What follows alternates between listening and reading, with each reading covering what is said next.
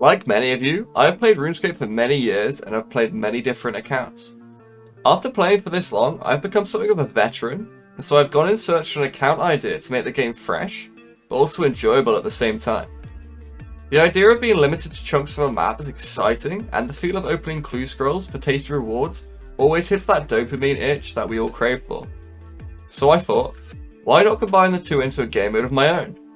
I give you my chunk and clue locked account series, UncoverClues. Hi guys, and welcome back to episode 9 of UncoverClues. If you're enjoying the content so far, then please subscribe as it helps me out a ton. Also, leave me a like if you are enjoying my videos, and also provide me with a comment on any feedback that you have for me to improve, or just let me know that you're liking the videos. In the last episode, we got a ton of chunks unlocked and a ton of uniques from easy clue rewards, which I can actually show you here in the bank. We've actually organized our bank very slightly, so the main part I couldn't be asked with. But here we go. Over on actual tab 1, you can see all the clue uniques I've obtained so far. And we've actually obtained quite a lot of pages so far, which is nice. We're also wearing some of those clue uniques as well right now because, you know, fashionscape purposes. This episode, I'm actually going to continue working towards the medium clue scroll that we've had for a couple of episodes now, since the end of episode 7, I believe. And we still need to get the crafting level for the Ruby Amulet, which we will get after we've actually managed to get our Wilderness Cape, which we'll be getting from Edgeville.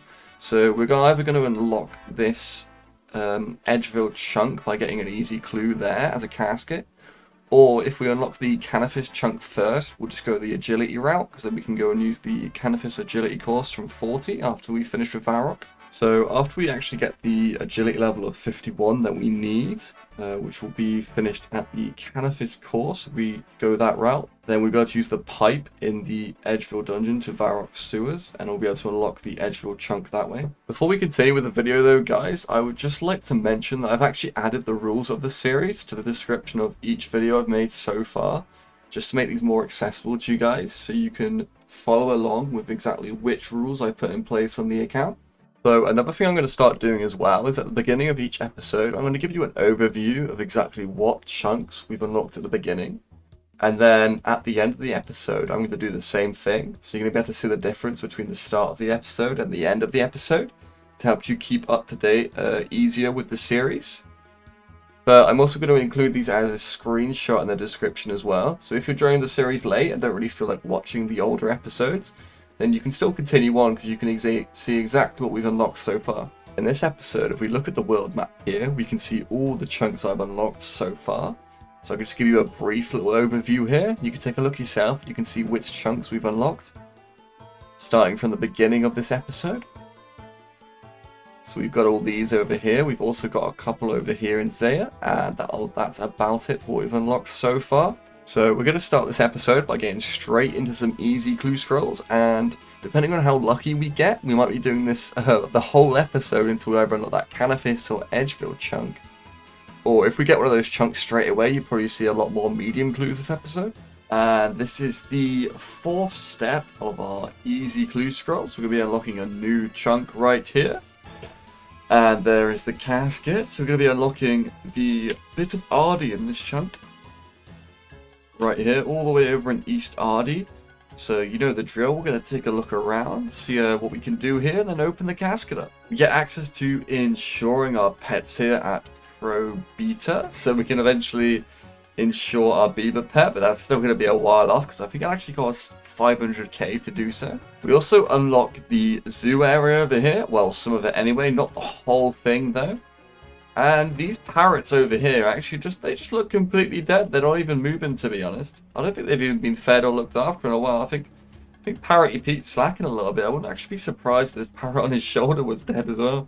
I also managed to find a couple of chests up here that you can feed inside this house over in East Ardy. You can actually gather nature runes this way, and that wraps things up for that chunk. So let's go ahead and open up our easy clue casket. Hey, look at that. Studded Chaps G. That is a very nice one to get as well. Here we are. This is step 3 of my easy clue scrolls. So we could potentially unlock the chunk here, which would be a really nice chunk to get. Let's see. Yeah, and there we go. There's the casket. Very good. So now we get to unlock the whole of the grand tree over here. And there we go. So just like before, we'll take a look around, see what we can do, and then open up the casket. So we get access to another couple of banks over this way.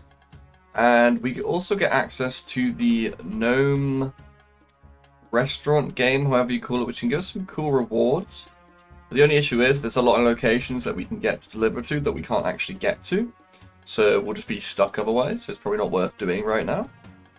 The gnome waiter over here, on the other hand, can actually sell us some pretty good food. So, like the pre-made chop bongs, they're actually a karambwan. And the only difference is they heal you with 16 instead of an 18. Huddo over here can also sell us various ingredients we might need for things. And up in the top level, well, not quite the top level of the Grand Tree, there's a guy who actually has a sword shop called Gulluk, but he sells just more than just swords, actually. So I didn't even know this shop existed up this way. But apparently you can buy arrow tips and all this. A pearl bolt, apparently, so I didn't know that might come in handy somewhere. So that just about wraps up everything for this chunk that we've unlocked right here. So let's go ahead and open up the casket and see what we get. Okay, lore runes are always good. If you see over here, we're actually starting to run low on lore runes a little bit now. So it's always nice to get top-ups from those clue scrolls. We are at the third step of my easy clue scrolls. This could be the casket right here. We have to talk to Canoe? Get it? Canoe? And yeah, just basically talk to this guy. So we can actually unlock 2 chunks here. Because there's saltpeter bits down here that you can be at, which will unlock this bottom chunk. But it's probably going to be more worth unlocking this top chunk up here that we're in right now. So we actually get access to the Forthos dungeon from this. So there's going to be a lot more things we can kill in there.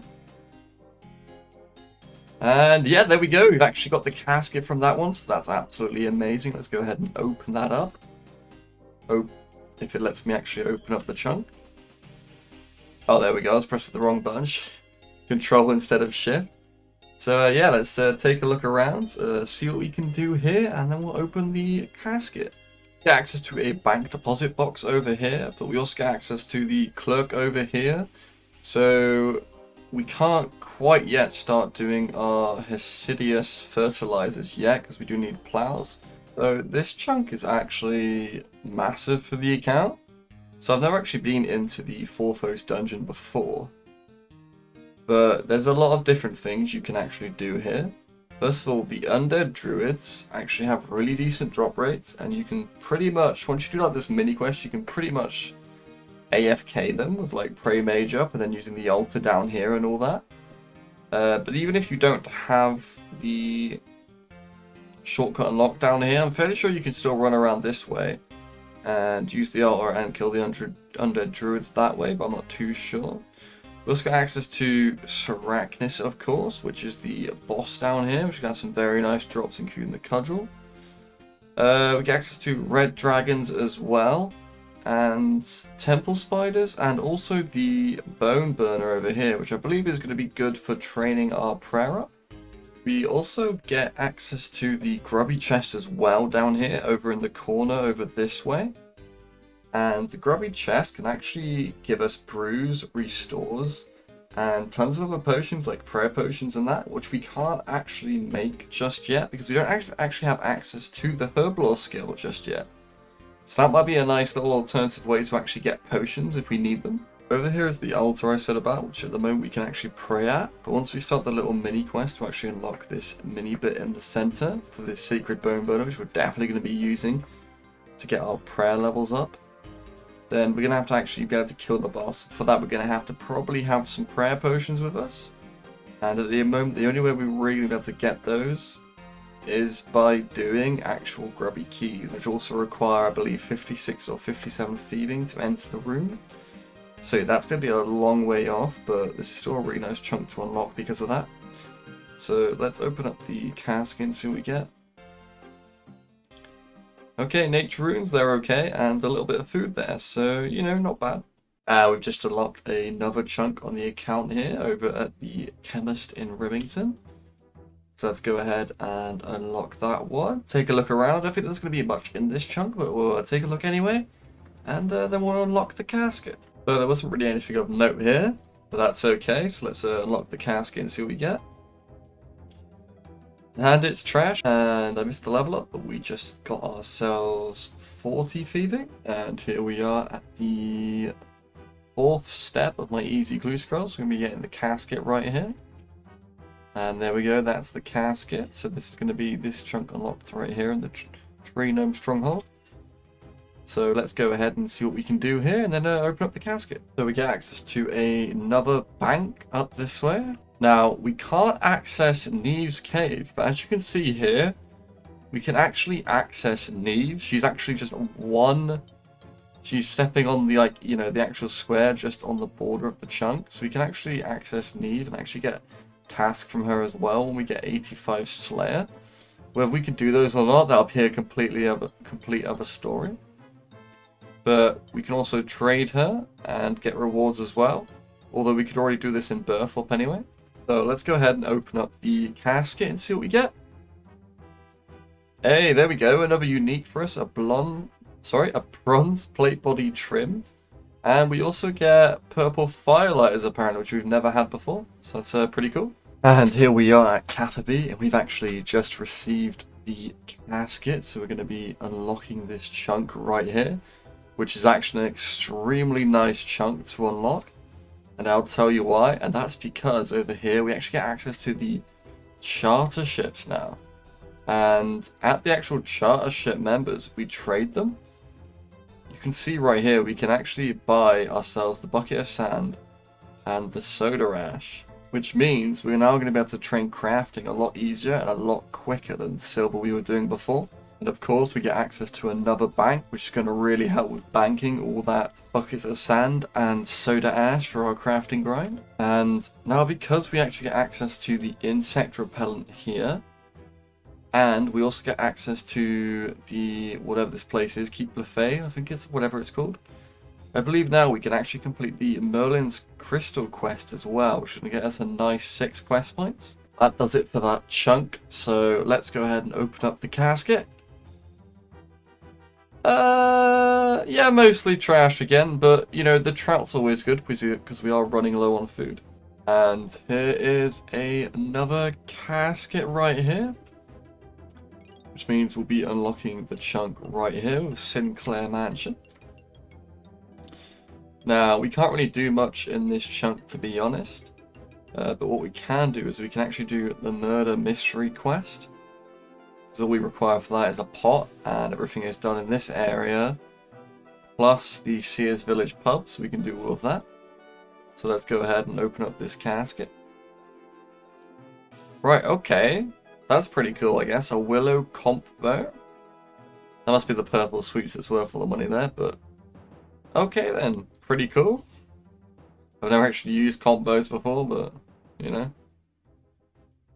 They look pretty sick, but they look a bit too big to actually be used.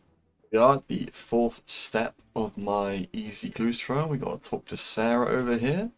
There we go, there's the caskets. Let's unlock this chunk right here, the Falador farm, giving us another farming patch up that way. We also get access to a farming shop over here with Sarah as well, so we can buy some basic supplies that we actually need to do the farming skill. We can now complete a porcine of interest as well, porcine, which we actually start over this way. And that's because we need Sarah for like a small part of the quest. But now we can actually access her, we can complete that quest. So let's go ahead and open up this casket and see what we get.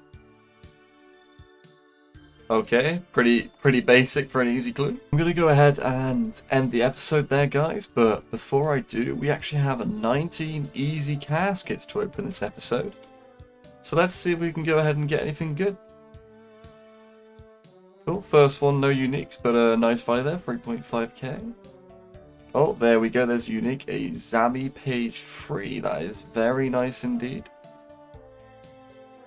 Another Willow combo, we only got one of those like 3 or 4 clue scrolls ago, and I think they're quite rare actually, so quite lucky there.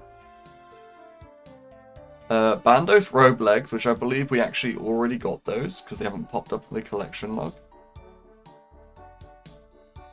Cool, nothing there. Law runes, we love law runes. Nothing again. Nothing again. Oh, there we go. That's nice. So an Amulet of Magic Tea. Let's go ahead and put that on, see what that actually looks like. That actually looks pretty cool, to be honest. That's really nice. And we've got 10 left, so let's continue opening these. Okay, an Armador page 1, which apparently we already have that page already, because it hasn't popped up. Oh, that's very cool. So we got ourselves a Highwayman mask. And that looks pretty funny, I guess. You know, I'm looking like a Robin from, you know, Batman. Nothing there. Oh, there we go.